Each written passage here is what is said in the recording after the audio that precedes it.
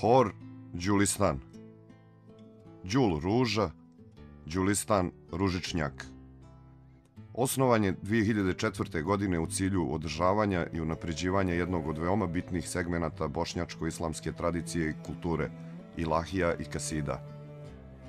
Početkom 2004. godine desetak mladih okupilo se sa ciljem da pripremi koncert ilahija i kasida po uzoru na velike koncerte koji su se godinama unazad priređivali u Bosni i Hercegovini. Prvi put hor nastupa 31. januara 2004. godine povodom Kurban Bajrama. Nakon izuzetno uspješnog koncerta ukazala se želja za kontinuiranim radom, pa je tako započeto ispisivanje prvih stranica istorije hora. Đulistan već od tada počinje da zauzima veoma bitno mjesto u životima tadašnjih članova i srcima Novopazaraca. Sa takvim vjetrom u jedrima, hor se postepeno omasovljava i postavlja sebi važne ciljeve. Članovi hora započinju pripremu svog prvog albuma na kome se našlo 8 potpuno novih autorskih ilahija. Album je dobio ime Sandžačke ilahije i premijerno je promovisan 2005. godine na bosanskoj televiziji Hayat, gdje se Đulistan predstavio u okviru bajramskog programa rame uz rame sa najznačajnijim bosanskim izvođačima. 15. aprila 2006. godine pred prepunom halom sportova 70 odabranih vokala sa bendom sastavljenim od 10 najboljih novopazarskih muzičara održava sjajan koncert na kome je jedan od gostiju bio i Hafiz Aziz Alili. Ovim nastupom hor je odškrinuo vrata svom tadašnjem snu. U decembru 2006. godine uslijedio je poziv za čuvenu manifestaciju u Sarajevskoj Zetri. U pratnji Sarajevske filharmonije, Đulistan je nastupio u društvu najpoznatijih bosanskih horova, a koncertom pod zastavom Muhameda dirigovali su maestro Hadži Mehmed Barektarević i maestro Emir Nuhanović.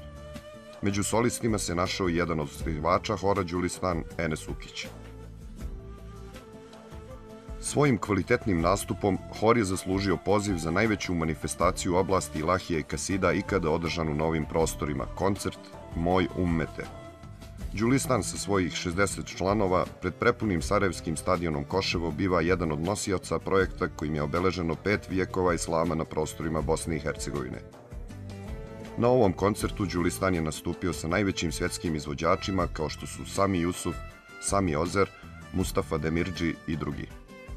2008. godine na Internacionalnom festivalu ilahija i kasida u Zenici solisti Đulistana osvajaju dvije važne nagrade. Nagradu za najboljeg solistu po ocjeni medija osvaja Ilhan Ćelović, a Zilha Rašćanin drugo mjesto po ocjeni stručnog žirija. Uslijedila je jako bogata 2009. godina. U februaru mjesecu u Sarajevskoj olimpijskoj dvorani Zetra Đulistan uzima učešće na velikoj humanitarnoj manifestaciji Dova za Gazu. U toku ove godine Đulistan obilježava 5 godina svog postojanja, priredivši veliki koncert na gradskom stadionu u Novom Pazaru. Nakon toga, u avgustu mjesecu, hor učestvuje na manifestaciji Moj ummete 2 u Zenici. Pored 60 članova hora, Đulistan po prvi put ima predstavnika među najboljim solistima Balkana. Pred 10.000 gledalaca u Zeničkoj areni, Amela Kršić izvodi tek objavljeni singl Smiraj srca moga. Novembra mjeseca ova ilahija na Internacionalnom festivalu u Bugojnu u konkurenciji najboljih balkanskih horova i solista osvaja veliko priznanje. Po izboru slušalaca 10 najslušanijih bosanskih radiostanica i sa velikom prednošću u broju glasova osvaja nagradu za najbolju ilahiju u proteklih 5 godina. Muziku i tekst za ilahiju Smiraj srca moga potpisuje Aladin Imamović. Ove godine objavljen je i duet sa horom Arabeski iz Zagreba Tebi jedini. Ovo je prvi ikada snimljeni duet horova islamske muzike. 2010. godina protiče u znaku internacionalnih nastupa hora Đulistan. Što samostalno, što u saradnji sa ansamblom Sultan Mehmed Fatih, nižu se svi veći gradovi Republike Turske, Austrija, Nemačka, Luksemburg.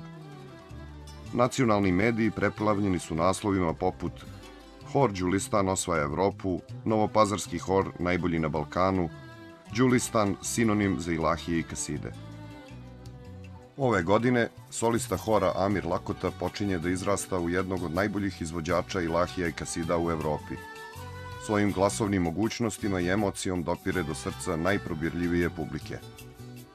Hor Đulistan sa ansamblom Sultan Mehmet Fatih 25. septembra 2010. godine nastupa u Beču na još jednoj u nizu manifestacija Moj umete. Jedan od značajnijih nastupa tokom 2010. godine jeste i bajramski nastup sa horom Arabeske, upriličen u Zagrebačkoj džamiji prije klanjanja Bajram namaza. Ovaj nastup prenošen je uživo na Hrvatskoj nacionalnoj televiziji HRT, a Đulistan je bio gost Islamske zajednice Hrvatske i predsjednika Republike Hrvatske gospodina Iva Josipovića. 2011. godina protiče u znaku velikog koncerta u Republici Turskoj.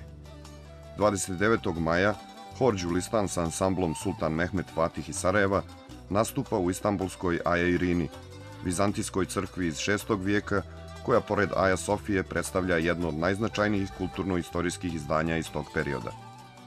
Na centralnoj svečanosti povodom obilježavanja jednog od najvećih turskih nacionalnih praznika, 558 godina od osvajanja Istanbula, održan je 90-minutni koncert pred državnim vrhom Republike Turske na čelu sa predsjednikom Abdullahom Gulom. Koncert je organizovala Turska nacionalna televizija TRT, koja je putem 4 svoja kanala uživo prenosila ovaj program.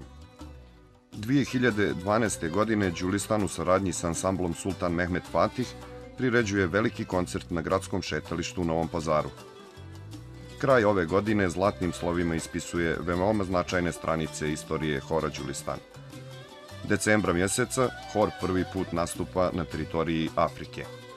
Na poziv organizatora učestvuje na internacionalnom festivalu islamske muzike u alžirskom gradu Setif. Dio programa izvodi sa indonezijskim orkestrom Melati, a za kasniji samostalni nastup dobija nagradu za najbolji koncert na festivalu. Ovo je Đulistanovo prvo svjetsko priznanje u konkurenciji 24 izvođača iz cijelog svijeta. 2013. godine Đulistan omasovljava članstvo, uključujući u svoj rad 40 mladih ljudi koji već nakon 3 mjeseca rada nižu uspješne nastupe u zemlji i inostranstvu.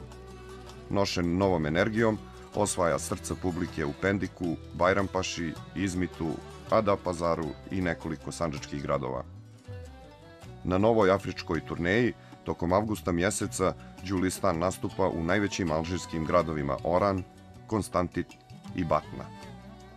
U okviru ove turneje uzima učešće i na festivalu koji organizuje renomirani Atlas Theater u prestonici Alžira.